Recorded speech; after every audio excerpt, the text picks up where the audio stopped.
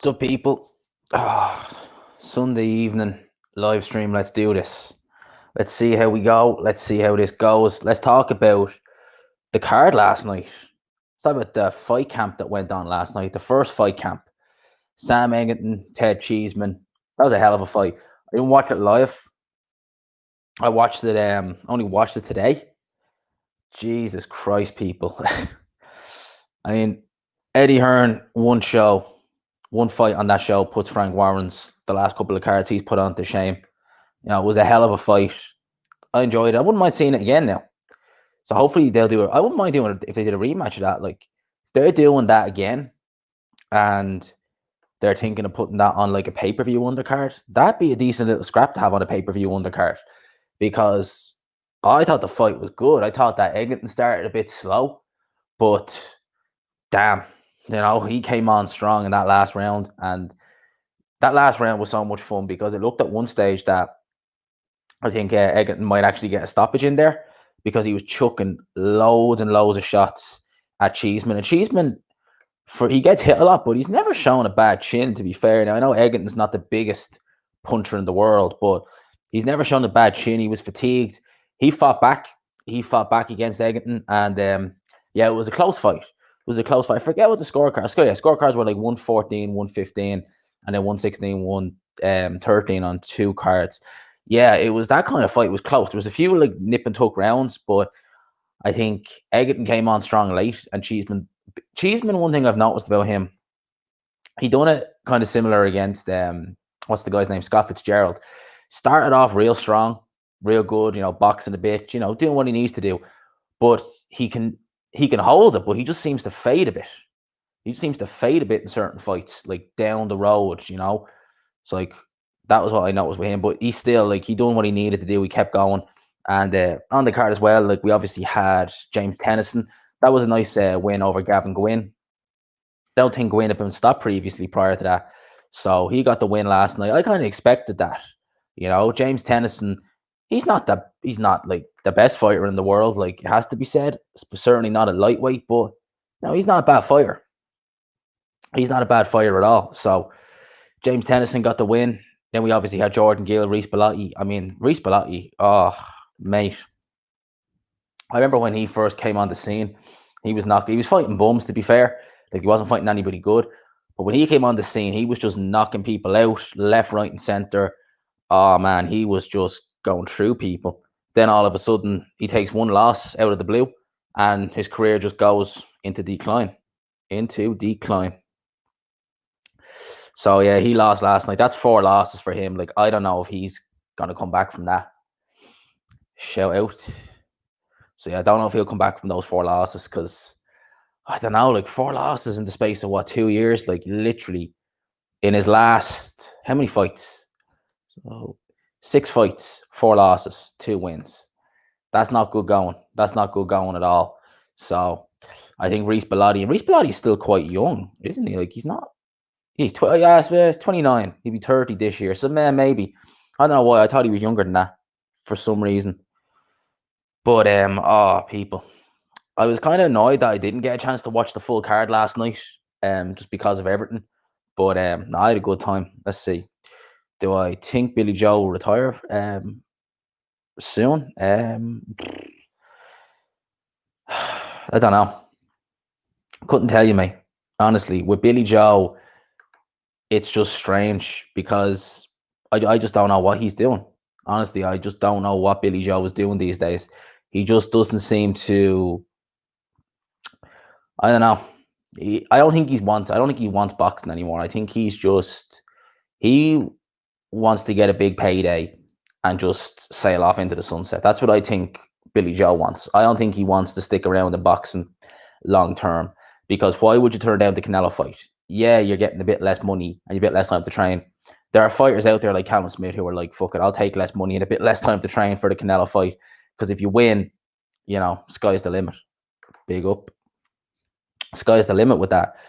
So that's kind of my thoughts on Billy Joe. Like I said, last night's card, it was all right. It wasn't a bad card at all. Dalton Smith got a nice KO over Nathan Bennett. Fabio Wardley against Simon Vallily. I actually thought that would go some rounds. I really did, because I think Simon Vallily he's looked a little bit better as a heavyweight than he did as a cruiserweight. But he's not the most durable.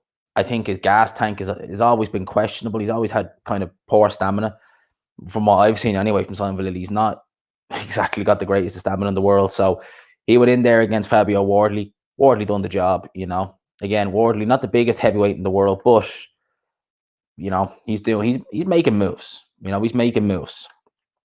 He's making moves. So that's the first fight camp out of the way. Like, I actually liked it. I thought it was really good. I think Eddie Hearn even said that he's going to carry it on. Like, even maybe, I don't know if he get fans into it when fans come back, but he's going to carry it on just doing those fight camps. You know, maybe do a yearly event, bit like what he was doing in Monaco when he do the Monaco shows out at the casino.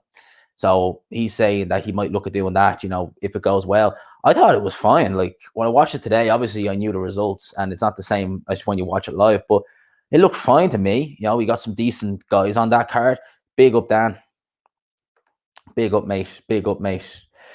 But yeah, no, the fights were fine. I thought last night, like, as I said, Eggington Cheeseman, that to me was brilliant.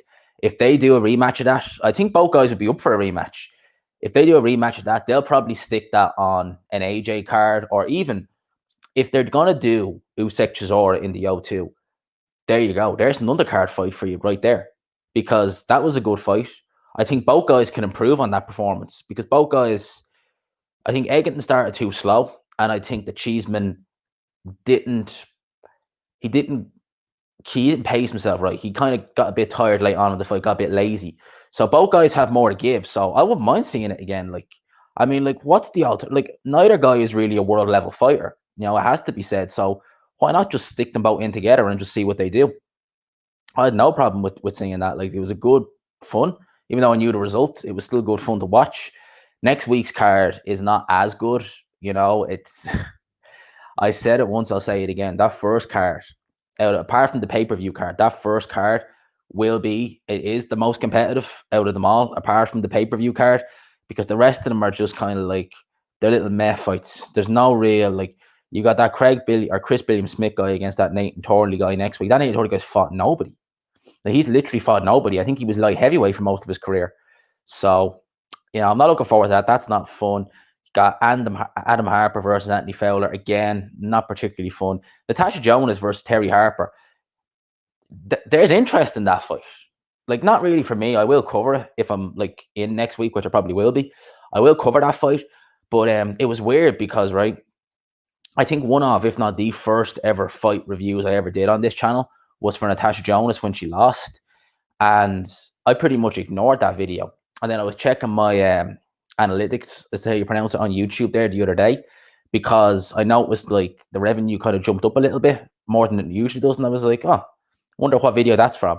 And I thought it was just one of my recent videos. So many people have gone back to watch that video, like the post-fight review of it. I was like, where are, like, and I mean hundreds of views. Like, I think that video was at like barely 200 views.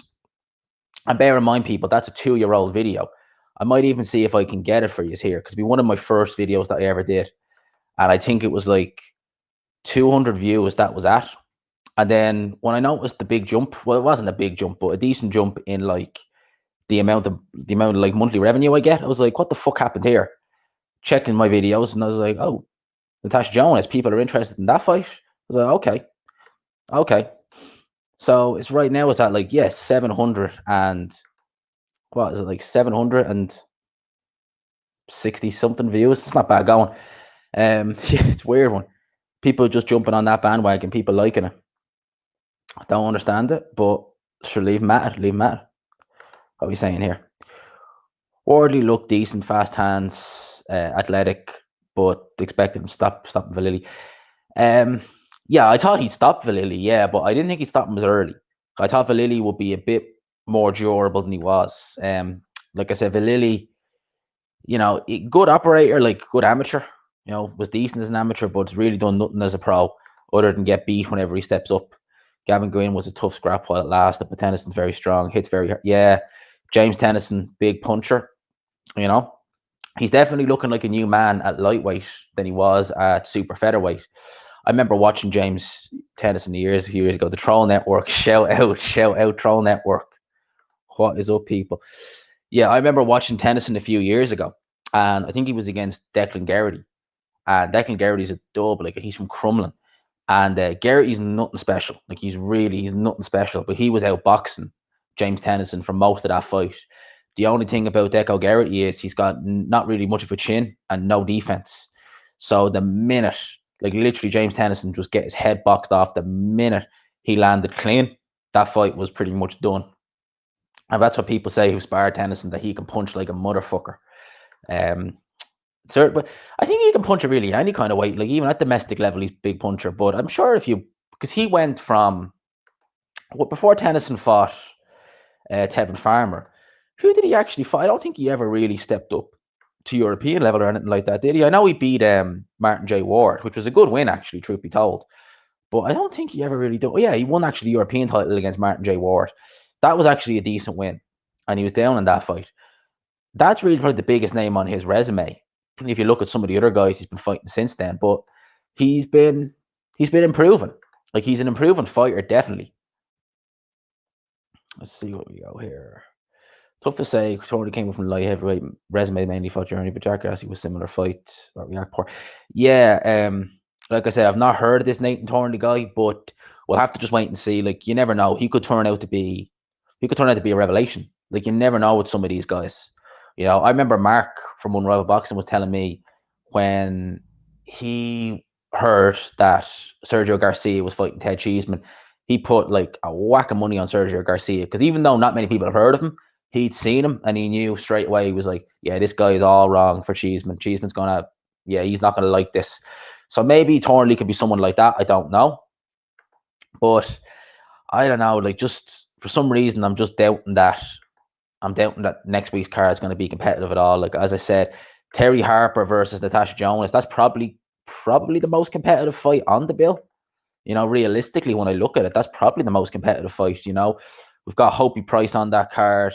Act Big Faz. I'm probably saying that name wrong. He's fighting Keane Baker. I think I've seen Keane Baker fight a few times. He's not particularly good. And who else do we have? Anthony Fowler, of course. Anthony Fowler, like it's crazy what they've been doing with him. They've been trying to build him back up since the Scott Fitzgerald fight. So they've been putting him in with guys like Brian Rose, Harry Scarf, who have winning records, but they're literally fighting nobody. So again, he's got this guy Adam Harper who 9-1. You know, he's not got too many. He's only got the one loss, but still, like who was he fought? I think you're spot on. It's the weakest card on paper.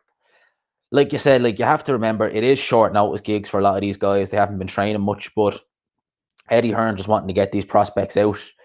But yeah, I think the most competitive, unless that Nathan Thornley guy turns out to be better than he actually, seems, like 27, 14 wins. But as I said, like he's fought nobody, like literally nobody, and he's weighing in the kind of like up as far as 2018, he was in the low 180s. So I'd imagine he's probably not the biggest cruiserweight in the world.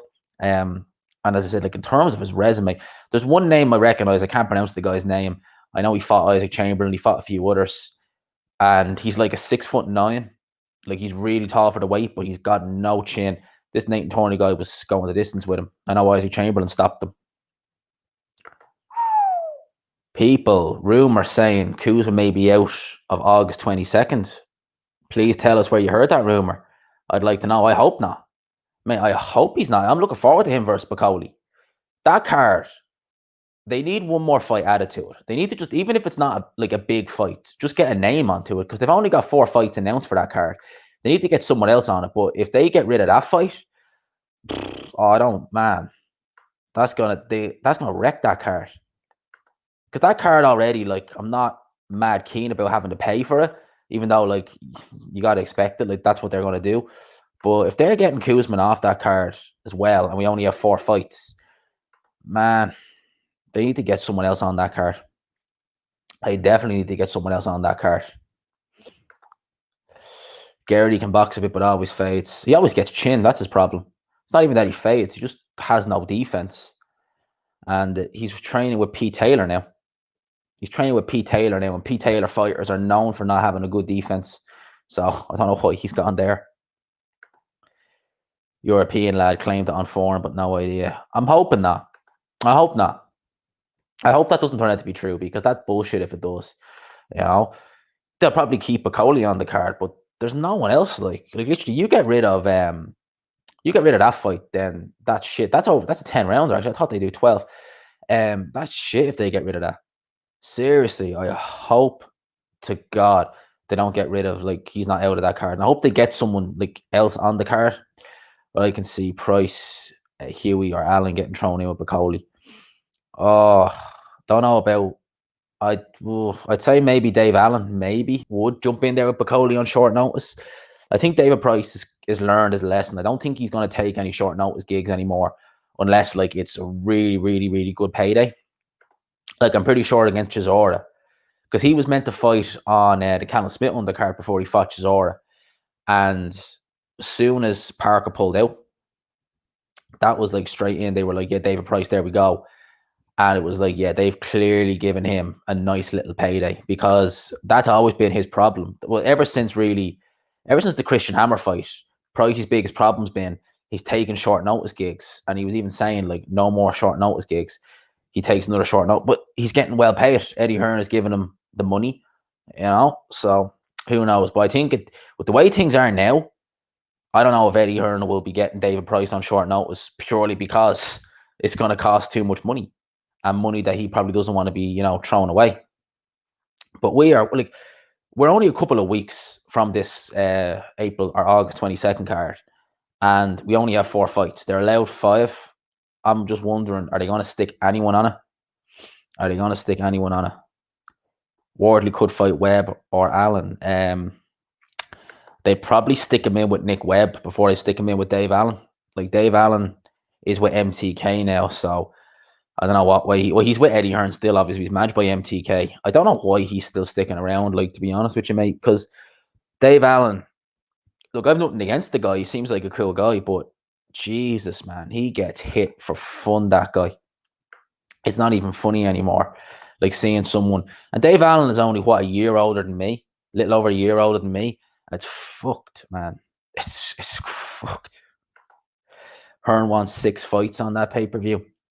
If you can get away with it, get 6 fights on it. I'd love it if he got 6 fights on that pay-per-view. Mate, honestly, like, that pay-per-view, if this is like your first pay-per-view back, you need to do something for it. You need to get, like, some good names on it. You need to get kind of everything set up on it. I'm looking at the odds, like, on some of these fights here on Bet365 for next week. And literally, right, this is the funny thing, right? I'm looking at some of the odds here. The card on the 14th, August 14th, you've got Cash as obviously favourite over Wellborn, 1-16. You got Shannon Courtney as the firm favourite. 3-1 Eric Donovan against Zelfa Barrett. Even though I don't think Eric Donovan's going to win, that's not bad. That's not bad odds. I'd maybe even stick a cheeky 5 on Eric Donovan to win on points. But next week's card, fuck, man. It's like 1-33 for Fowler to win, 1-14 for Billum Smith to win, and 1-12 for Terry Harper. Like, I mean, there's no money to be made next week at all. At least with the Povetkin card, like, I think I've seen Povetkin at 3-1 on some cards, which is not bad going. Like, and I think Povetkin's in with a shot against Dylan White, just whatever that's been going on. It's worth a little cheeky bet. But with some of the bets I see on this, man, it's BS. There's nothing really, like, this is the problem. Like, there's no real money to be made with some of these fights, because some of these fights are just such mismatches. It's crazy. Like, I might even bring the screen share in now in a sec. But, like, we go on to, like, round betting, and they're only really giving, like, Dubois Joyce for round betting. They're not really giving much choice here. But for some of the other cards, oh, man, there's no money to be made. Like, literally not a penny to be made. Let's see here. What did you think of Cheeseman's performance against Egan? I think it could have been a draw. I'm not sure. Yeah, I said it at the start of the stream, man. It was a fun fight to watch. Like, they will probably put that, like, they'll do a rematch of that. Definitely. Because it makes sense for both guys. Like, neither guy, as far as I'm concerned, is going to do anything at world level. So why not just, if Eddie Hearn is going to do Usyk Chisora in the O2, stick that fight on that undercard. If they're allowed fans in, stick it on the undercard. And there you go, because both guys can improve. Like, I thought that Cheeseman was doing all right in the early rounds. Egan was kind of letting him away with those early rounds, just a few defensive lapses. If If Egerton tried a little bit like harder earlier on, because towards the end of the fight he was doing real well. I think if he tried earlier in the fight, then he could have been in there. He could have won. I think Cheeseman won it. I think like Sky were even saying like he deserved to get a bit of luck. What with some of the decisions he had last year. To be fair, last year was a tough year for Cheeseman. Like he got the crap beat out of him against Garcia. I thought he was unlucky against Kieran Conway. I thought he won that fight, but I definitely thought that Fitzgerald beat him. I did think that Scott Fitzgerald beat him. Yeah, you felt Cheeseman edged it, and not worth backing underdogs in them cards. See, if I was to put money on Eric or someone like that, I'd just stick a fiver on it. Something that like I don't mind, like just for a cheeky little bet. They want to match. Yeah, they probably will. Like, they were talking about that fight for ages up until Cheeseman lost. I don't know. Like, I've never rated Anthony Fowler at all. Never rated the guy. I'm sure the British Boxing Board of Control only said, yeah, I think they have, but what's one fight going to do? Like, it's not going to make much difference. So it's like that in most things. Like, what's one extra fight going to do? It's not really going to do much, all these set numbers of things and this, that, and the other is crazy. Like, it's crazy. Like I just think I was telling the story. I might not have told it on here yet, but last Sunday, me and a few friends went out to watch the end of season Premier League games, and we went to a bar. We obviously had to get food because that's one of the rules in Ireland. You have to get food if you go to a bar. You're officially only allowed to stay there for an hour and a half, but we were there for 4 hours. Then we decided to just go back out and like go around Swords, go to a few other places. It was a pain in the arse because, yeah, you could get into a load of different pubs, but we had to get food in every single one of them. And like, we spent more money on food by the end of the night than we did anything else. And I was just like, fuck this, I can't. Man, I'm trying to fucking get into fighting shape, let alone fucking come back to the ring as a fucking light heavy or cruiser. Trying to get back down to middleweight here. That was the worst part of it. Egerton's best performance, I've seen him in a while. Seen him in Birmingham, met him, really sound guy. I always liked him as yeah. Do you know what, right? It's funny because when Egerton lost on that Amir Khan card to that, I cannot remember the guy's name, but he was brought in on short notice. When Egerton lost to him, I thought that's Egerton's career finished. And what he did after that then was just he fought Liam Smith, got the crap beat out of him there. I thought, right, retire now because you're just. And Egerton is only what? I think we're like a week apart in age. And I thought Egerton, like, just fucking retire, mate, because it's just not working for you. It's just not working for you. Then he took that fight on one of those, I think it was in Spain or Italy, over a guy he was meant to lose to. And it was kind of like the roles got reversed. It was literally the roles got reversed because Egerton lost in 2 rounds to a guy he shouldn't have lost to. Then he goes over to Italy and wins in 2 rounds over a guy who was favourite to beat him. And since then, he's just looked like he's got a bit of new lease in life. And that was the best I'd seen him in a while in that fight over in Italy. And yeah, he got the win that night. And like, he looked all right in patches against Cheeseman, but again, he just didn't start quick enough for my liking. Yeah, Egerton's 26, same age as me. I think, yeah, he's about the same age as me. I think he's like 27 in October, same as me. And he fought that guy. Yeah, good mate. I'm not even trying to pronounce the guy's name. I gave up with names a long time ago on this channel. If I can't pronounce the name, I just leave it. Because people get pissed off when I say names wrong, believe it or not. And it's crazy because some of the names really are hard. And they're like, you're saying it wrong. I'm like, mate, I can barely pronounce some of these names. Like, you try doing it. So I just say, like, yeah, this or that, or this guy, that guy. I can get most names right, but yeah. That Luther Clay versus Chris Congo fight, that is a fight I am looking forward to on that card. And like I said, if he can get another fight on there, like even a Joshua Buatsi or someone like that, doesn't have to. I would like to see him in a decent fight. And obviously, you're not going to get a decent fight in 3 weeks, whatever, that's been going on in the world. But still, like, you could try and do something, like you could try and get something going. But it's been nice. It's been nice having boxing back. Like, as I said, like, I done a review of Sor Rungvisai's fight the other day. I was so happy just to see any kind of boxing back. So it's like I had boxing Friday, I had boxing Saturday, and then I boxing today, like watching it. So I was loving life. I was like, this is fucking brilliant. I've got like all the boxing I want back. And yeah, I'm more looking forward to. I'm not looking forward to next week's Matchroom card. I think it's weak. but I'm definitely looking forward to the card after. You know, Felix Cash, Wellborn. Cash will probably win that. Wellborn's probably over the hill at this stage. Barrett versus Donovan, good fight, 12 rounder. Barrett will probably take that. Conway, yeah, he's fighting the nobody realistically. Then you've John Dardy versus Anthony Fox. Anthony Fox is actually, he's not a bad journeyman. You know, he's game. He's 12 losses and 8 wins, but he's actually, if you go and look at him fight, he's actually not a bad little journeyman. You know, he can fight a bit. And you've the Shannon Courtney one. Yeah, she is pretty as fuck, but her voice is super fucking annoying. I don't know where she's from, but I've seen a few Instagram posts of her. Yeah, she's pretty, but fuck me, she's got an annoying voice. That's the only thing about her. She's got a real annoying voice. So that's that card. And obviously then we're into pay-per-view. So I don't know what Eddie Hearn's going to do about. I'd say like later on in the weeks during this fight camp, he'll start announcing more and more shows. Like he's already got a couple of cards in October, but September, what we're going to get in September, I'd say he'll basically get some shows on in September, probably in behind closed doors, probably back in his backyard. But fuck it, you know, I'm not complaining, mate. I'm not complaining. As long as we get boxing, I'm a happy man. I'm real happy. I'm real happy. So what are we asking here? But what's he coming back September, October? I'm assuming he wants to fight with a crowd. Maybe Yard is having a run out in September. Yeah, I'd be actually quite surprised if they don't run Yard out before he fights your man Luther Arthur or Lyndon Arthur. I'd be surprised if they don't give Yard a run out. I know we had a run out in, when was it, like February in Spain, but that was against the middleweight he fought in Spain. So they'll probably get Yard out again.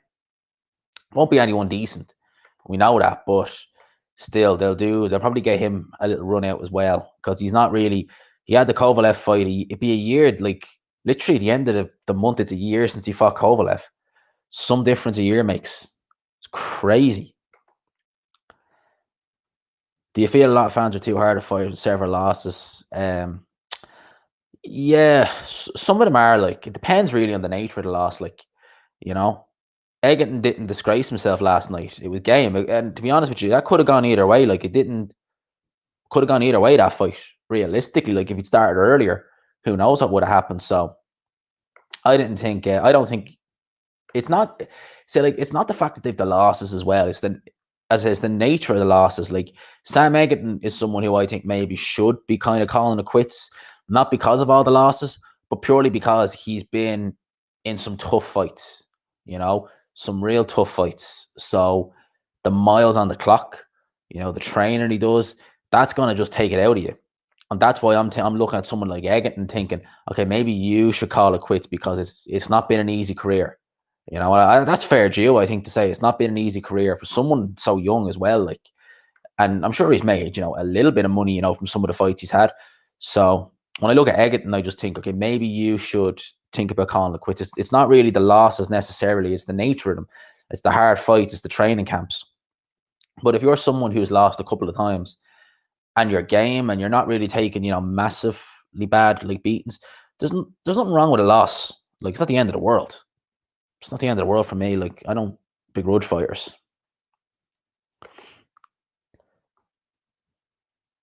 You're surprised the box hasn't cracked yet? You're gonna have to explain that to me, Throne Network. I'm not up on it. You're surprised the thing hasn't cracked yet?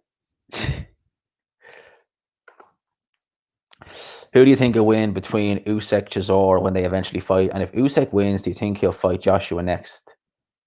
Okay, so yeah, I think Usyk will win, but it's gonna be tough. It's not gonna be easy.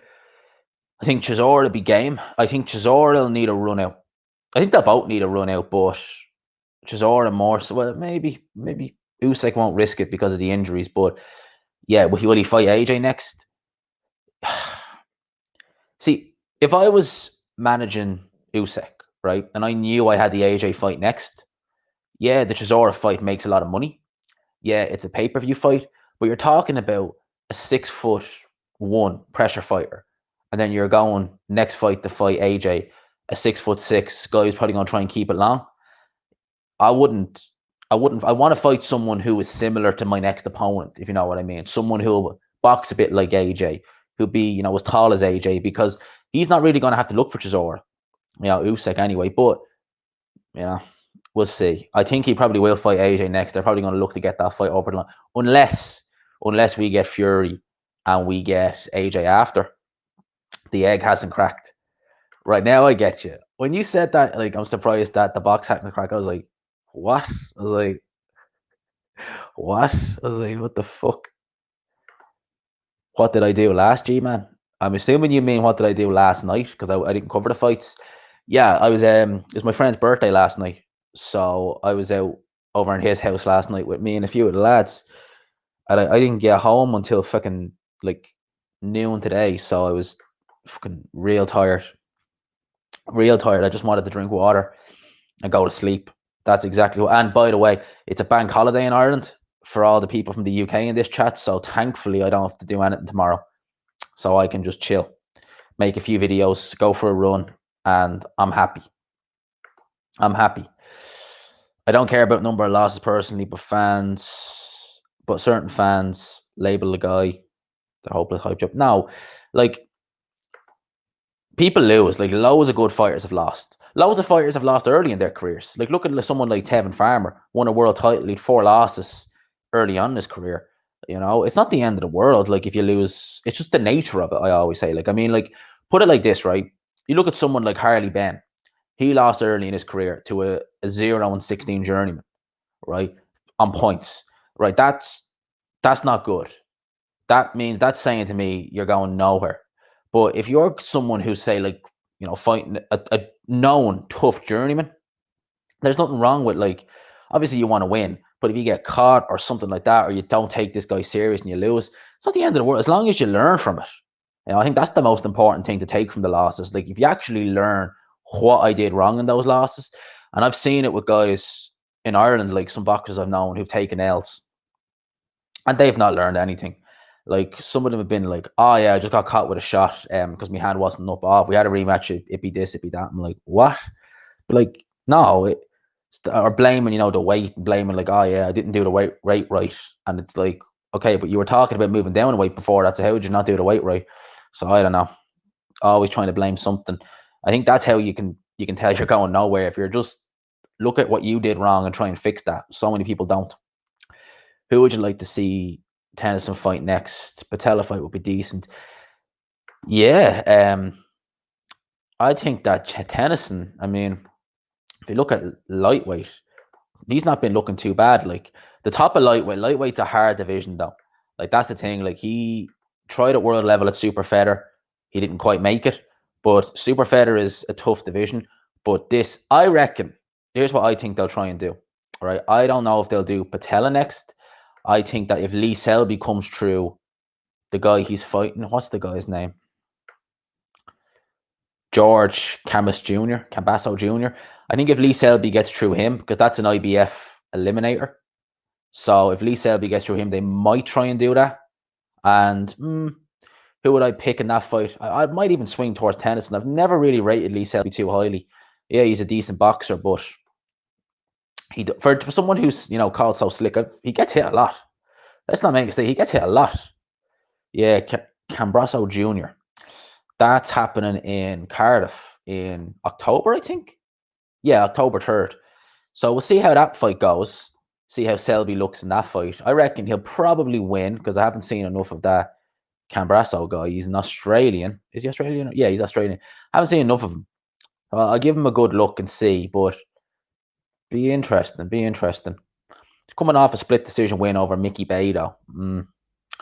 We'll see how that one goes. But I reckon they might try and do something like that, like Lee Selby on a pay-per-view card or something like that. Obviously not them headlining, just as an undercard fight, because looking at this weight division, like, look at how many good guys are there. I think, yeah, like Patella, they might actually try and do that as well. I think Patella's actually not a bad fight. Like, he's actually a decent fighter, that guy. He's not bad. You got guys like Yvonne Mendy, Ricky Burns is still ranked, but I don't know if he's going to fight again. Luke Campbell, Fortuna. I mean, like, just read the top 10 at lightweight. You know, Vasily Lomachenko, Teofimo Lopez. This is off box trick, by the way. Javante Davis, Lee Selby, Devin Haney, Richard Comey, Javier Fortuna, Luke Campbell, Jorge Linares, Ryan Garcia. Some good names there. Some very good names there. You know, even guys like Richard Comey, who've, yeah, they got wiped out by Teofimo. He's not a bad fighter, people. You know, so there's some good fights there. There's some good fights to be made there. Tim Tszyu versus Jeff Horn, August 22nd. Yes, I'm looking forward to that fight. I don't know. Are they still going to have fans in that fight? Because I know that Australia are reporting like more and more cases of you know what, and it is what it is. It is what it is. People know my stance on it, and I don't talk about it on YouTube, but you can. I think Australia's huge. I think that's all in the south of Australia. I think Townsville's like the northern half of Australia, so they should be all right. Hearn wants Linares for Tennyson. Linares definitely seen better days. Definitely seen better days. Do you think Mosley Mayweather would have gone different if Mosley was younger? Yeah, I don't know if he would have won, but Mosley. Yeah, I think Mosley. I'm not going to say Mosley would have won. I still think Floyd would have beaten Shane, but I don't know. You would have got a bit more out of Shane Mosley, I think. I mean, that right hand he hit Floyd with in the second round. Oh, mate, what? That was just how he. That's why, like, Floyd as a guy, I don't really have much time for. Like, all the kind of like taking strippers around and stuff like that. I'm not into any of that. But just as a fighter, like, every little thing he did in the ring was just like, when you watch him, it was just crazy to watch because yeah, he wasn't the most entertaining, but he was always in control. He always knew what was happening. He was calm. Like, when he got hit with that right hand, that would have knocked out most guys. Floyd knew straight away, hold on, get through this round. Round's gone. Just do what you need to do. And it's like, damn, man, this guy knows his shit. Like, even when he's got guys throwing, like Maidana and Cotto throwing like punch after punch after punch at him while he's on the ropes, just Floyd is just in control. He's just like, I got this. And he always did. So with Floyd, it was always just what he did, what he was like outside the ring, kind of left a bad taste in my mouth about the guy, just, putting all these strippers on like, pedestals and stuff like that. And nah, man. No, and look at what his daughter like has done. Nah, man. But in terms of him as a fighter, at the end of the day, like, there's fights out there that I would have liked to have seen him have against certain styles. Like, I would have liked to have seen him against Lara, Demetrius Andre. Oh, mate, I would have loved to have seen that fight. I would have picked Demetrius Andre to beat Floyd. But I rate Demetrius Andre very high, and I think he had a style that would have given Floyd a terrible time. A terrible time. If I haven't read your comment already, Visual Takes, then I'm reading it now, and I don't know if I brought it up or not, but I'm well. It's been a rough day. I was out last night, and I very rarely drink these days, but I had a few drinks last night. Well, I had a lot actually to drink last night, truth be told. I didn't get to bed until like this morning, basically. So I'm not feeling the freshest, but it is what it is. I'm getting through it. I've got plenty of water. I've got a live stream on a Sunday, and it's a bank holiday in Ireland, as I've said. So tomorrow, I don't have to do anything. I can just chill. I can go for a run. I can chat with, herself and just see what to do, see what we do. Has a padded record, a bit like Wilder. Wilder can only yeah. Wilder has a padded record. Loads of fighters have padded records, though. Absolutely loads of them. Wait there a sec. G-Man on the piss. Do you know what, right? I woke up this morning and it kind of pissed.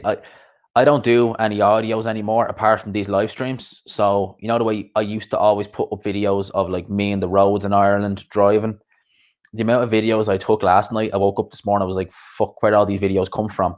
Of just me and the lads. I was thinking, shit, if I still done the audios, I'd slap a couple of these on just for the crack. Because there was some funny videos going around last night. But yeah, man, I think, I knew I was heading out all week. It was my friend's birthday. But it's weird, right? Because like, ever since like herself came back into my life, I've literally been like trying to do, I want to say do everything, but like I've been doing everything just better. Like I've been out a lot more, I've been seeing my friends a lot more, which I never used to do. I used to always be like, yeah, I'll stay home. You can all go out, I'll stay home. I never used to go out. And it was a horrible way to be. And that was how I started the podcast as well, because like she was like just kind of like encouragement. And I was like, yeah, I'll do the podcast then on Patreon, which I've been enjoying. I gave you the free sample this week. And next week's one, I have one recorded for next week, but I don't know if I might upload it the week after, because there's another one I want to talk about as well. So I might actually record that tomorrow and upload it on Tuesday on Patreon for anyone who wants to sign up. It's there. But yeah, it's been fun, man. I've been enjoying myself lately. Dubois or Joyce for the W plus? Do you think there'd be fans in it? Mate, I couldn't tell you. Honestly, I could not tell you if there'd be fans or not in it. I hope so, but like, to be honest with you, I'll tell you now, that fight's going to get pushed back. I just reckon that's going to get pushed back. I can't see it. I can't see them letting fans into attendance. Or, do you know what? Right, they might let a small amount of fans into attendance, but to make any kind of profit, they'll probably want that O2 full. So if they're allowing like 3,000 people in, something like that, I'd see Fisher as just pulling that and just saying, right, we'll do it in 2020. They might just give Dubois and Joyce a run out again. Joyce is not slow when he gets in close thrown combinations. He's slow with single shots. Yeah. Joe Joyce's hands are painfully slow. Like, oh my God, his hands are painfully slow. You've seen trees move faster than Joe Joyce. No, yeah. He is like, the speed is just not there. He is one of the slowest marauding heavyweights I've seen in a while. He really is, and he's as stiff as anything. But he's effective. He is. Wouldn't be shocked if Joyce Dubois doesn't happen. Yeah, I reckon that's probably what's going to happen. They won't like leave them inactive. They'll probably they'll probably actually do, like, if they're allowed fans into attendance, they might do something like the Copper Box or something like that, and just stick a couple of fans in there and do maybe Dubois Joyce on a card, like not fighting each other, just on a card, just to get a bit more money in and just to try and big up the fight. Something like what they're doing now by giving each guy another fight. I think they might do something like that rather than go ahead and have the fight in October. So I just can't see it, man. Like, they want to make as much money as they can from the pay-per-view and from the gate receipts. They need to have a full fan. They need to have full fans. There's just no way around it. They have to do it. So if there's not full fans, I can't see them doing it. They're not going to do it with like 3,000 people in there. There's no way. No way. Fish Eyes needs the money. You can see Queensbury Promotions numbers that, yeah, I know. Man, Frank Warren has been failing for years. Years. He has been going downhill, and he loses like, he lets fighters like Billy Joe go, people like that, like, crazy. Obviously, I think Billy Joe wanted to go, but he's letting some of these fighters just slip through. And he's so bitter as well that, like, obviously he'd work with Billy Joe again. But, like, I'm sure there's opportunities there. Like, there was actually an opportunity to work with Eubank Jr. at one stage after he finished up with Eddie Hearn, because he's meant to fight Tommy Langford. And straight away, Frank Warren being, as he is, there you go. He gets, like, burns the bridges with the Eubanks. I didn't read your previous comment right there. It's like, all depends on how much left the tank. You're talking about Ricky Burns and James Tennyson. It'd be interesting to see how much Ricky Burns does have in the tank. I really do. But him against Tennyson, again, it's a fight I wouldn't mind seeing. Like, lightweight is a good division, mate. Like, just as I said, like, I'm just looking through this division here, like on BoxRec, just the top 20. It's a good division. Like, I mean, Ricky Burns, they have him just outside the top 10, and that top 10 is good. There are some good fighters in that top 10. Even fighters who, are pretty much over the hill, like Linares, still good fighters. And like Linares versus Tennyson, Linares has always been chinny, but I'd still give Linares that fight if it happened. How do I think Arthur will fare against Yard? I feel he will cause some problems with his jab and size. Exactly.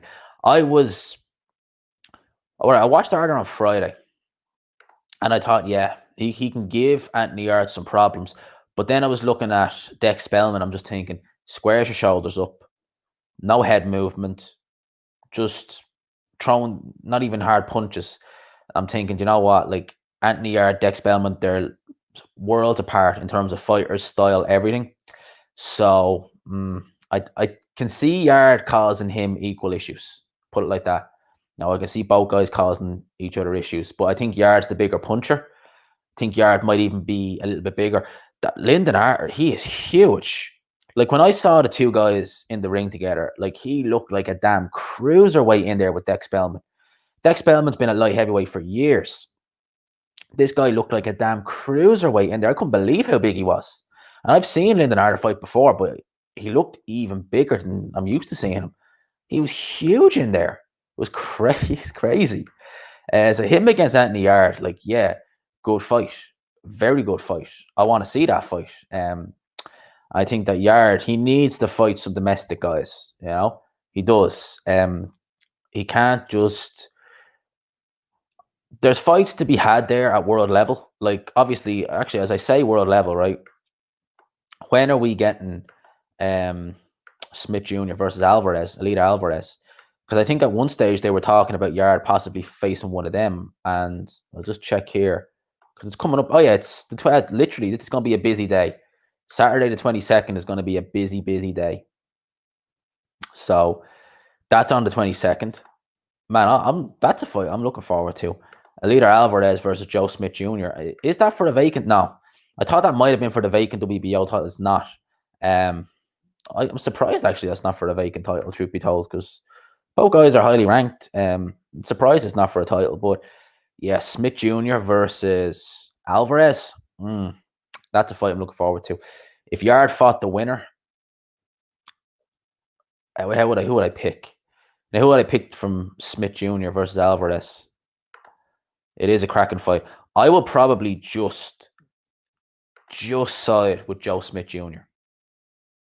Just with Joe Smith Jr. I'll side with Joe Smith Jr. in that fight, but I'm not ruling out Elite Alvarez. Make no mistake about that. No, I won't be ruling that fight out at all. So, yeah, there's some boxing is back. That's the main thing. Boxing is back. I'm fucking ecstatic that we're getting fights back. I have missed boxing so goddamn much these last few months. It's just been, oh man, it's just been so annoying not having any of these fights.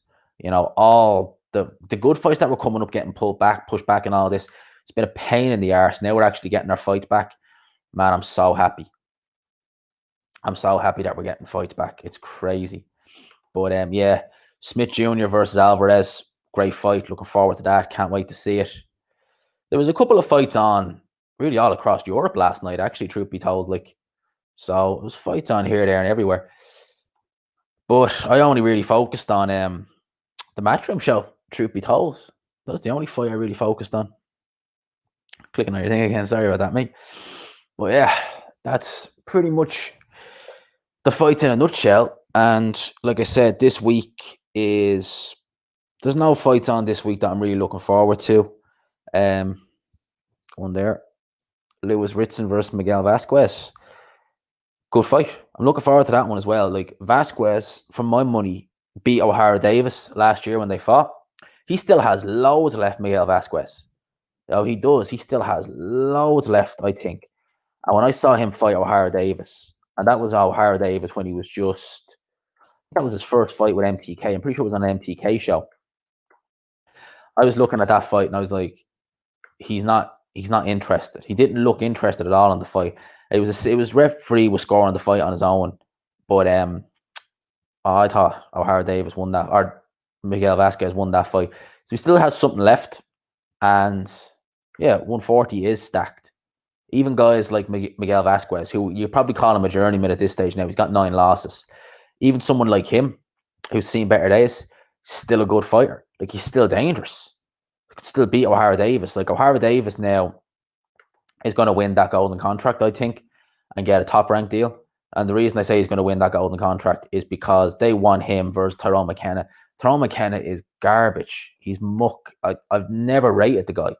Like he got a gift, a fucking gift over that guy. What was the guy's name? The French guy. What was it? Mohamed Mamidou or something like that. The guy who beat Egan. He got a beaten in that fight, and boom, he just got the decision. There you go, no problem.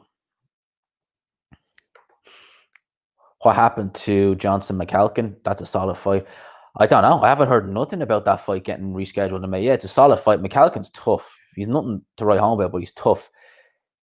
That is a good fight for Usyk Chisora. I wouldn't mind saying, like, if there's going to be fans in that fight, they're going to want to stack the undercard up on that. That's why I said put Cheeseman Egerton 2 on that card. You do some numbers if you do that. Cheeseman Egerton 2 on that card. Get McCalkin versus Johnson on it as well, and you're good to go. Callum Johnson can punch. He is a big puncher. That's one thing you got to say about Callum Johnson. Guy is not feather fisted. He can punch. But yeah, O'Hara Davis versus Tyrone McKenna in the final of that golden contract. Easy win for O'Hara Davis, I think. And then it's funny because, like, you're getting the 3-fight deal with Bob Arum and Top Rank. Like, O'Hara Davis, not, would you even call him European level? Look at some of the names in that division who we'd be going up against. You know, look at some of them. You know, you got Prograis, you got Taylor. I mean, like, think of it like this, right? O'Hara Davis could potentially get a contract. Well, if he wins, get a contract with Top Rank ESPN, right? There are two main guys in that division: Josh Taylor, Jose Ramirez. We've seen Josh Taylor beat the absolute crap out of O'Hara Davis. Jose Ramirez, he beat the crap out of O'Hara Davis. Let's go. Let's see what Dan says. Yeah. Cordina versus Carroll. Oh, boy. John O'Carroll versus Cordina. That'd be a good fight, actually. Rate Joe Cordina quite highly. See, that card right there, if that was on pay-per-view, I wouldn't mind paying for that. If they added more, like, because they're great fights. You know, Jono versus Joe Cordina. Jono's fighting soon, actually, isn't he? I actually think Jono is not far off actual fighting. Right there, I'll check. I think he's fighting. Who is he fighting, actually? John O'Carroll. There we go. Because he's fighting soon, actually. Unless that's been called off or anything. Yeah, Maxie Hughes. That's who he's fighting. It's on Wednesday. That's on a Wednesday. Happy days. I'll be covering those fights. Yeah, that's in Yorkshire. So Maxie Hughes versus Jono. Sean McComb and Gary Cully both look good. Yeah, I don't know. I'm still a bit unsure about that Gary Cully guy. Still a little bit unsure about him. The guy he fought, Joe Fitzpatrick, on that MTK show. That guy was muck. He's muck. So I don't read too much into it. With a card like that, Eddie's putting it on pay-per-view. Oh yeah, but it would be a good card. It'd be a hell of a card. Like, look at that. Imagine a card like that. That'd be something else. Like, I'd pay for it, no problem. Wouldn't even think. Take me money, Eddie. There you go. Yeah, Jono fighting next week. So Usyk Chisora, yeah. Jono's having some good success lately. Jono was having good success lately with some of the wins. I know Scott Quigg was absolutely shot when he fought Jono, but still, you got to get the guy. You got to do the job, and he done the job. He did what he needed to do. And it's a Wednesday night. I like midweek fights. I like it when it's on midweek.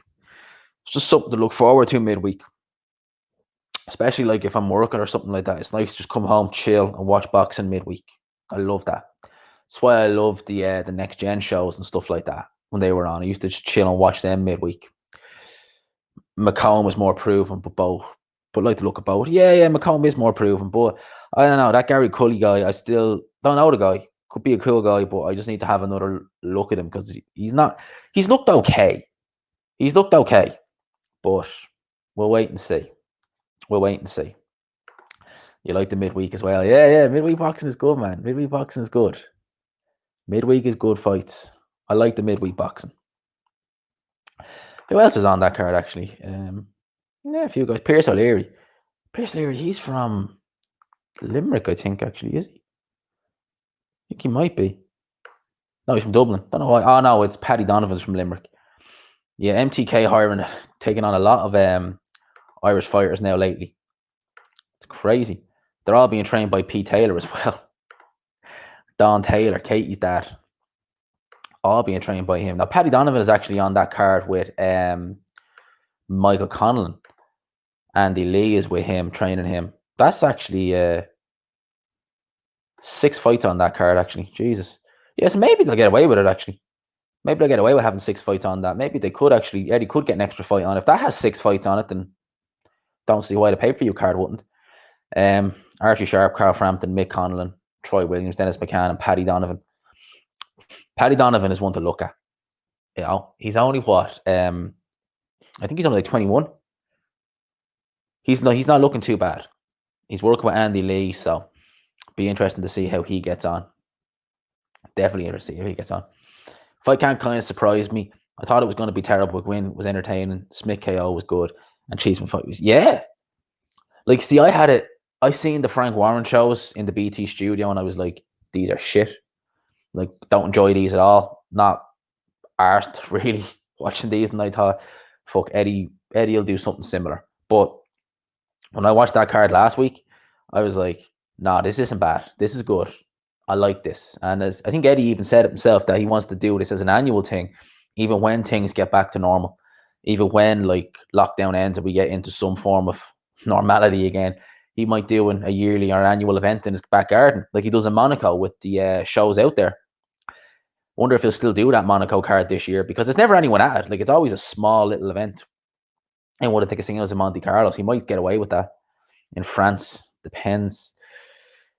So yeah, that was fight camp in a nutshell. So I'm thinking of maybe calling it quits here. We're just shy of the hour mark.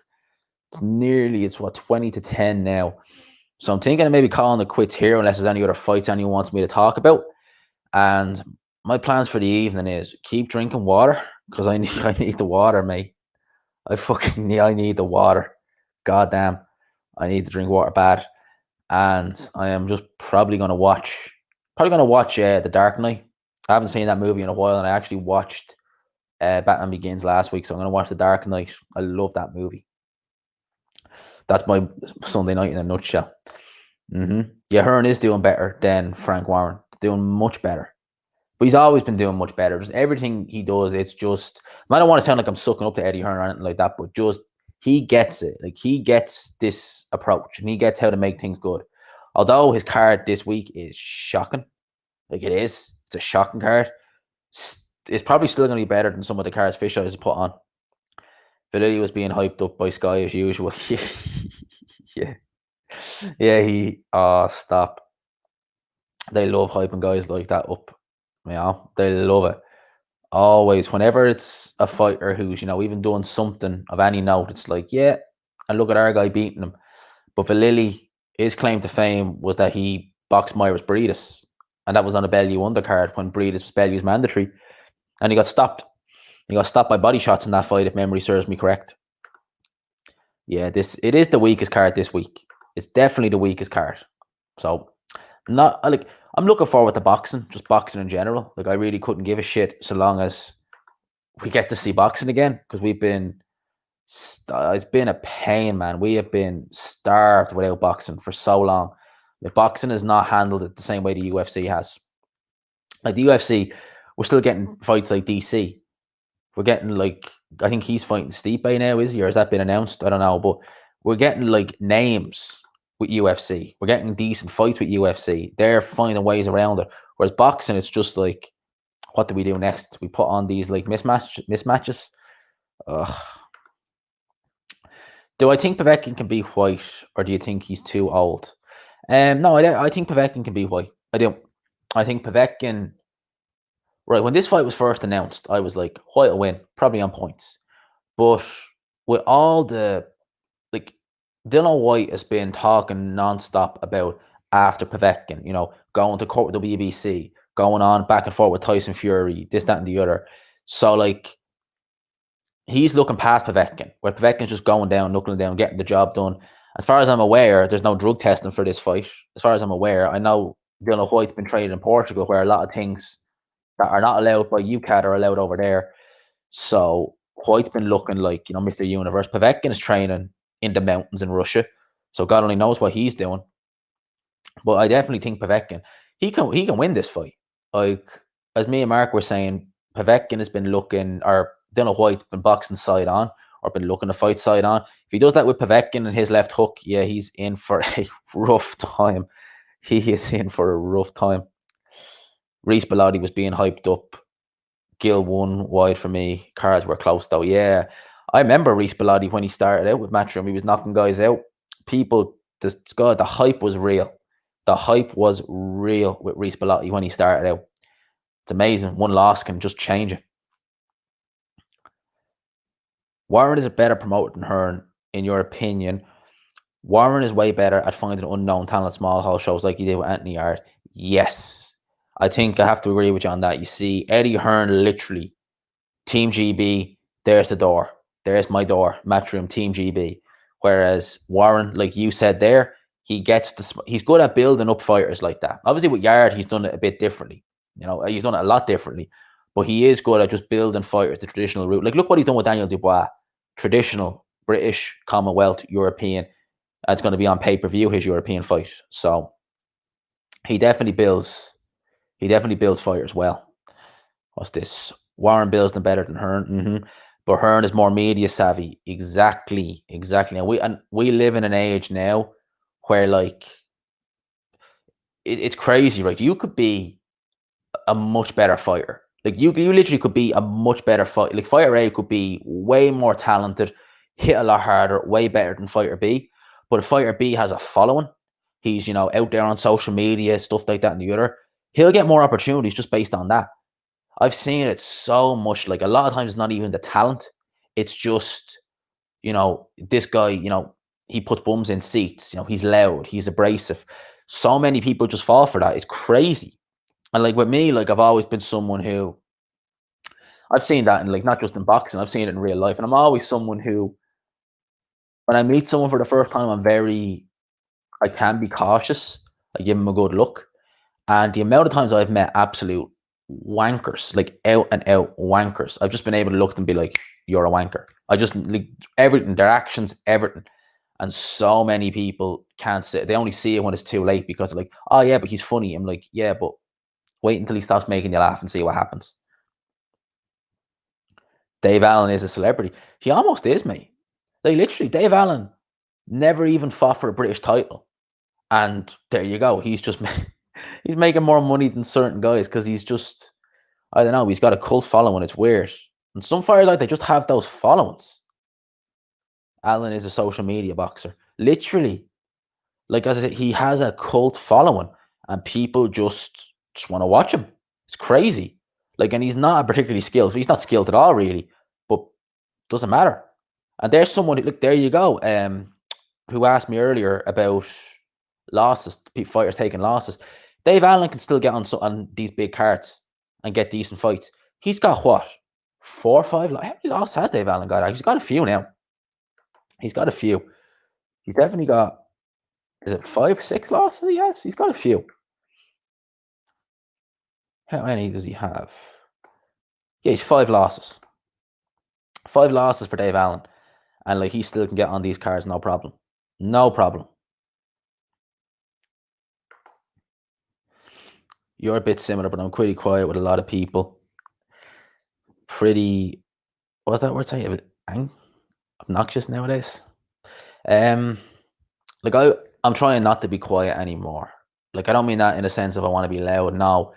But just, yeah, I don't want to be the old me anymore. I don't like that anymore. Like, ever since herself came back into my life, I'm just like, nah, I need to get out there more. I need to do different things. But like that, I've met people and I've just known straight away, like, this guy is a you know what, this guy is a dick. That's put me at odds with people in the past. Like, I think I've told the story. I worked with a guy once.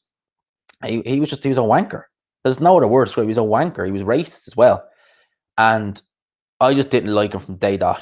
And people used to always look at me and be like, gee, man, why do you and him not get, why do you not like him? And I was like, because I've seen enough already. And they're like, oh, but he's this, he's that. I'm like, nah, wait and see.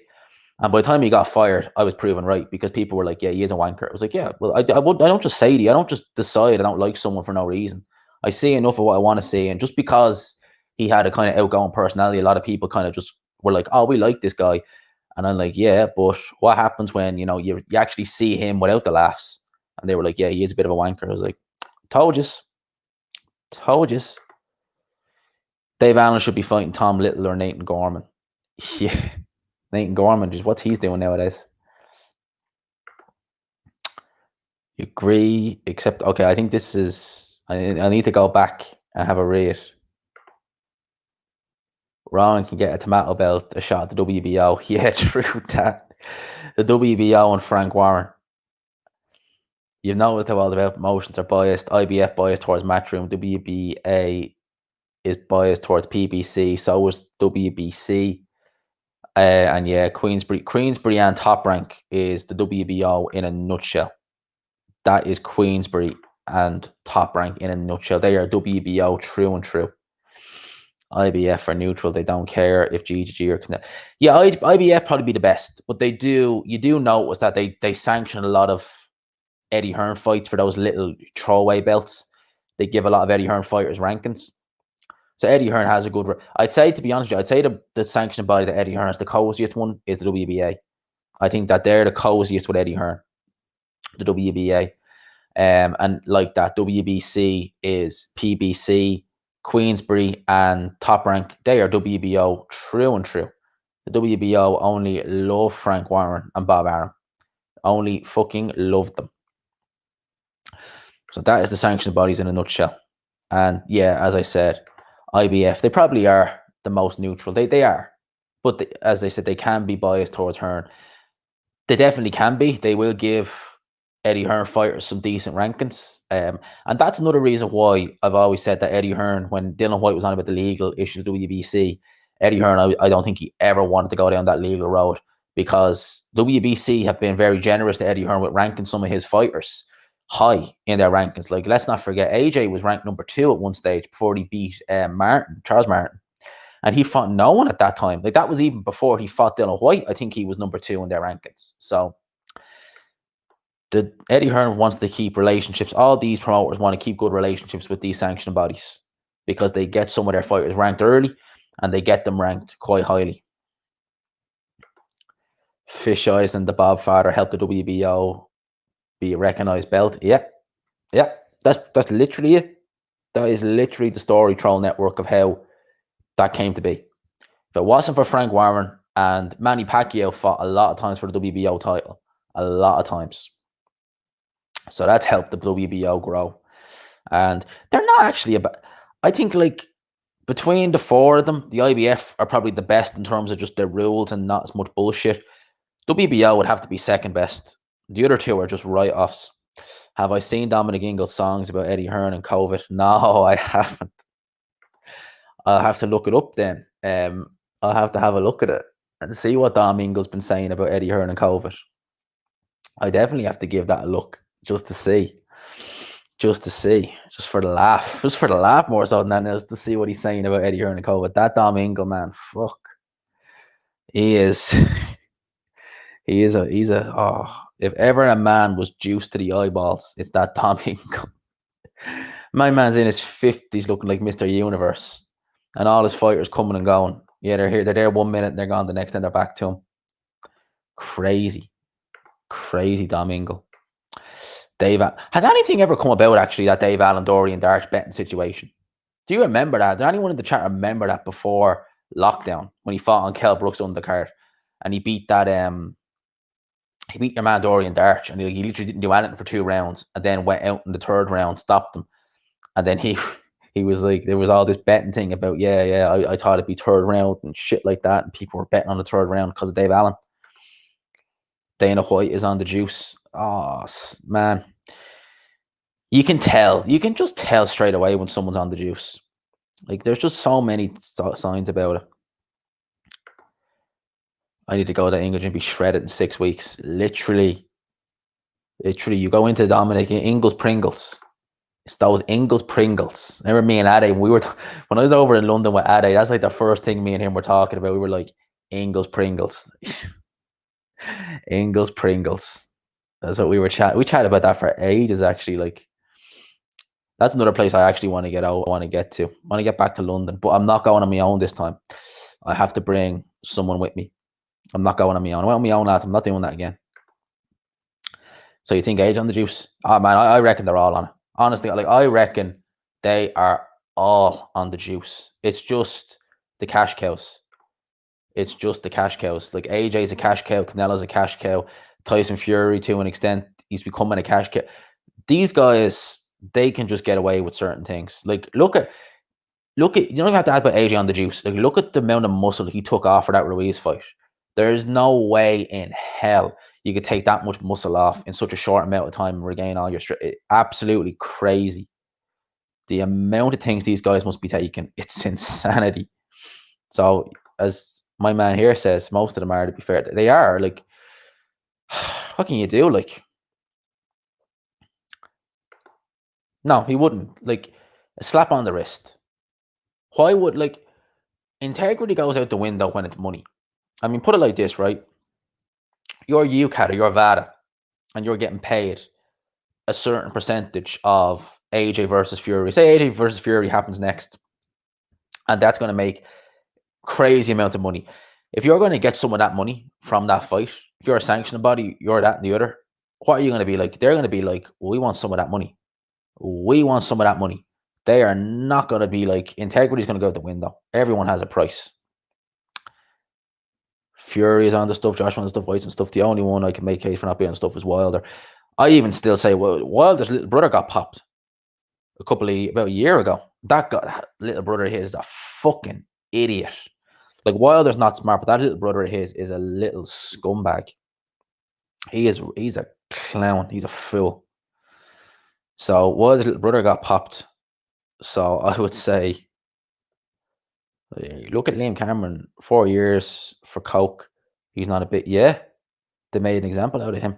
And for coke of all things, like it's not exactly. It would help you on fight night, but if you're, it's not going to help you in the lead up to a fight. Like I mean, coke really, I wouldn't think.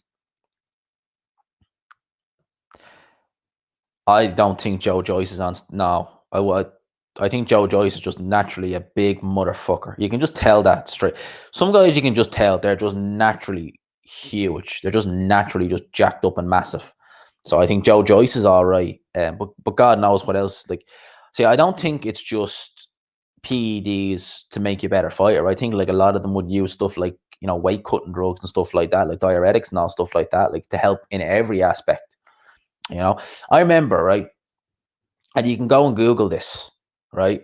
Naoya Inoue in 2015, maybe 2016, one or the other. There was an article, right, and they were saying this is when he was at Superfly, and you can Google it. Just type in Naoya Inoue 2016 meal or something like that. I think is how you call it. But they were talking about how he was struggling to make Superfly, and he's like, "I'm not struggling anymore. My wife has started making my meals with a secret ingredient." I was like, and no one's suspicious about that, like a secret ingredient, and all of a sudden you're losing weight easy. I was like, what the fuck? Dubois practically has juice oozing out of his muscles. I never, when he turned pro, he's only 19. I never seen a 19-year-old looking like that, looking like a man. Rex Style. I don't know, like Joe Joyce, kamikaze train Rex Style. Yeah, he's not afraid to take a few shots. I'll give him that. But that's the way boxing's gone, man. PEDs everywhere. It's rampant in boxing. And what can you do? Like, I mean, it would take someone like AJ getting popped and them setting an example out of him, and that might change something. I say might. That might change something, because I'm sure people would look and think, fuck, if AJ gets like a 2-year ban and he tested positive for something and he's a cash cow, what might happen to us? So that might help, but they ain't gonna do shit. They ain't gonna do shit. I don't think anyway. Could be wrong. You never know. But I don't think they're gonna do shit. If one of these fighters gets popped or dirty, they ain't gonna care.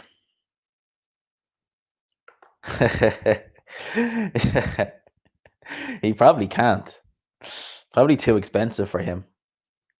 Imagine Frank Warren with ADA testing. Jesus Christ. You're probably too expensive for fish eyes. It is, mate. It is. Yeah, Canelo did get popped, and he's the cash cow. He got 6 months for fucking Clan 6 months, and he wasn't even going to fight until September anyway. So they literally meant nothing to him. Meant fucking nothing to Canelo getting popped that time. But that's the cash cows for you. And I know if you look up Clen, they actually do say that it can be found in meat, but still, I doubt that it was contaminated meat with Canelo. I think there's probably something else. I think it was something else. So what time is it now? It's 10 o'clock now, peeps. I'm going to call quits on this live stream here, right? I had fun with all you guys, but I'm going to go drink some more water, watch a movie, and get ready for tomorrow. You know, it's bank holiday in Ireland, so I'm off tomorrow. I get to chill, and then I don't know. We see how the week goes. We see how it goes. Things have been going super for us lately, so I'm hoping it stays that way. As Mark would say, positive energy. Give G-Man them positive vibes. People in the chat, give G-Man that positive energy, and we see how this week goes. But I am probably going to call it quits here, people. Been a hell of a time. We've done an hour and 20 minutes, so we're good. We're good, you know. I don't live stream enough, but I've been getting back into it. Had fun reading all your comments, all the chats. Yeah. So that's pretty much the week in a nutshell I've got planned, and that's the boxing. That's the boxing talked about. That's the boxing done. So I'm going to call it quits here, peeps. Hope you all enjoyed it. Thanks for being in the chat. Thanks for everything. And I'll talk to you. Going to end it here. Big Dan says it here. See you, lads. It has been a pleasure, guys. Appreciate it. I'll talk. In fact, actually, I'm going to record some videos as well this evening. So you'll see me tomorrow at some stage. I'll talk to you then, peeps. Shout out.